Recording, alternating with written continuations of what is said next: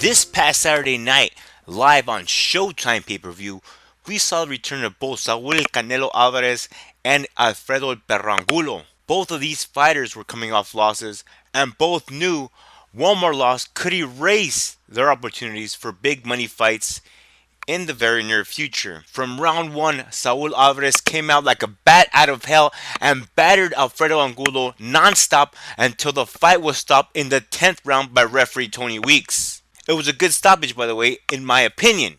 Now, to touch on many unanswered questions about this fight, our editor-in-chief of BoxingPulse.net, Eliud Vasquez Torres, an up-and-coming boxing analyst from MoreBoxing.com and TheConcreteJungle.com, Ruben Diaz. Fellas, thank you very much again for taking time out of your day to give us this audio. Now let's talk about Alvarez versus Angulo. Ruben Diaz, you first. Where did Angulo go wrong?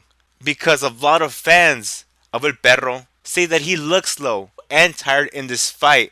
A fight that, I may add, he made upwards of $800,000 in. Ruben? My post-fight thoughts on Canelo versus Angulo. Question, where did Angulo go wrong?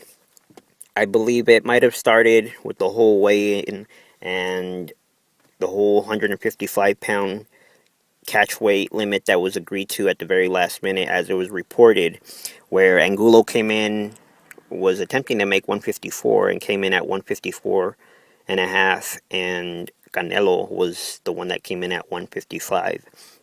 So I think that that might have been the beginning of the end for Angulo as far as his chances in the fight, and I definitely think that that affected his body, and his power was pretty much non-existent last night.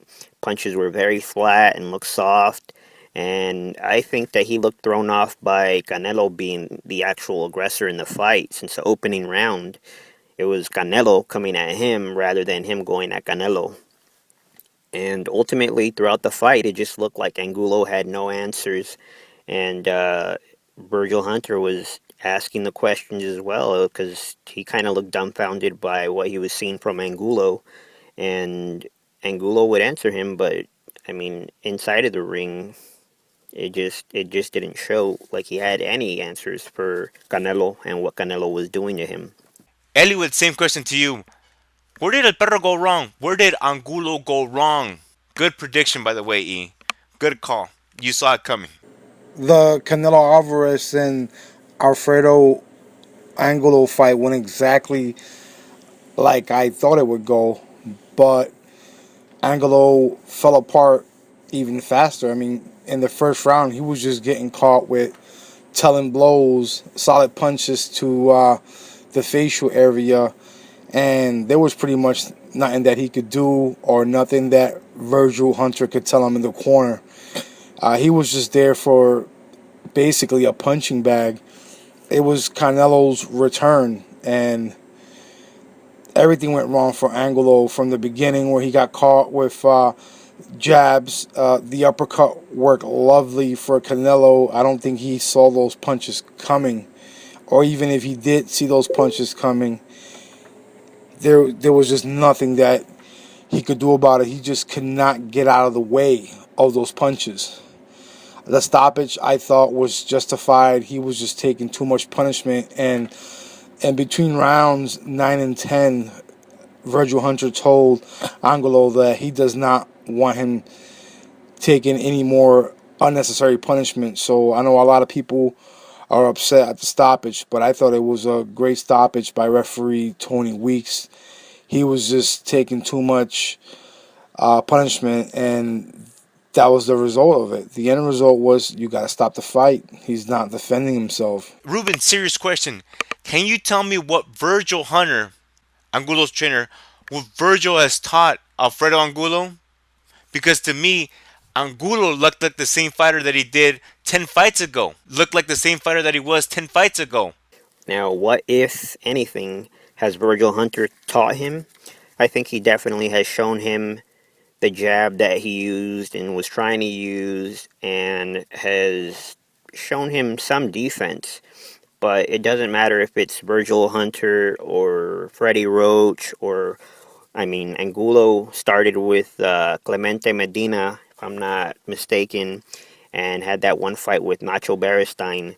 So at one point, you have to also ask, how much can each of these trainers teach a guy that's already 31 years of age and has been fighting for so long? So it's not necessarily, I think, a question of what did Virgil teach him or not teach him, because sometimes the trainer might be able to teach them every and anything, but if the fighter is not implementing it, and as a fight unfolds, things change, and so it's harder for them to actually implement what was part of the game plan or what the game plan should have been.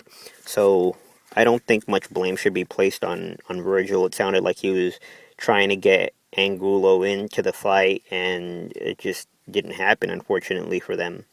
Where does Alfredo El Perro Angulo go from here after this war? After this brutal war that he had with Saul Alvarez. Also, where does Saul Alvarez go from here? Should he stay at home again for his next fight and train like he did for this one? No more Big Bear, no more high altitude. Does he need that anymore? Because for this fight, Saul chose to train at his house in San Diego. Does he stay at light middleweight? Where does Angulo go from here? I agreed yesterday with Eluid that first and foremost, a long rest, a long layoff from the ring for Angulo. The man has been in many wars, and it looks like his eyes are being something that's becoming problematic. There's a lot of swelling, and swelling fast after the last few fights, and that's only going to be more of a problem if he keeps using the same style, and that style of coming forward, which is fan friendly. However, it won't make for a very long career or a healthy one at that, especially in the long run. And there's lots of questions that pretty much only he and his team can answer at this point, and they have to think long and hard about those questions and what they're going to do in the future. So I think it's even too early to go back to the drawing board right now. Right now, it's just time for Angulo to let his body rest and his mind rest. And when they feel like at that point that they want to talk about what happened and what needs to happen, then that's when the time will come. But for now, definitely a long rest from the ring. And where does Canelo go from here? Can he go up in weight? Should he stay training at home or go back to Big Bear? First of all, I think Canelo impressed a lot of people that may not have been sold on him prior, because he did fight a guy that was tougher than nails, and he did get hit in exchanges, and he still stood there and stood his ground, and he actually surprised me by like I said, coming out and being the aggressor. And I think mentally that threw Angulo off, and I think that threw a lot of people watching off, because I thought he was going to box more, and initially just start trying to box and not try to engage. But if anything, he was not just the aggressor, but he came out swinging for the fences and implementing his power and his will, and that to me was sort of shocking from the opening round. And at this point, he just keeps moving forward. He's still very young, and he brought it to Angulo in every way. It's been rumored that a fight with Ereslandi Lara, who was there at the fight, um, is being rumored that it might be in play by Golden Boy's Richard Schaefer. I don't know the truth to that, or how far along uh, from now we would see that fight happening. I think a fight with Triple G would be a great fight as well. But at this point, I don't know who they're gonna put him up against next. I do see a name like Peter Quillen being in the mix. I'd say even a guy like James Kirkland would be a hell of a fight, but I would pick Canelo in that fight. The winner of Cotto Martinez, that's a big money fight that Canelo could definitely be in the mix for. Elwood, to close this out, same kind of question to you. Where do these two fighters go from here? Would you, Elwood of BoxingPost.net, like Canelo to go to 160? And who would you like him to face? And Alfredo Angulo, where does he go? In my opinion, every time he got hit hard, his body seemed like it was short circuited by Saul Alvarez's shots, especially the ones that he was receiving in the later rounds. He's been stopped now twice in a row. Where does El Perro go? Um, should Canelo go up and wait? I think that he should just wait to see what fights can open up for him at 154 and 160. I know on 160 there's some pretty good matches. You can match him up with Golovkin. That fight will definitely sell East Coast or West Coast. Another interesting fight would be him against Martinez, or the winner out of Cotto Martinez. That would be a fight that people would definitely pay to watch and come to see. So Canelo has a lot of golden opportunities. As far as Angulo, I think that he should just rest his body, maybe take a year off and see exactly what he wants to do from there, because it's not easy coming back from two straight TKO losses. So he should just relax and stay away from the ring. I mean, don't even spar.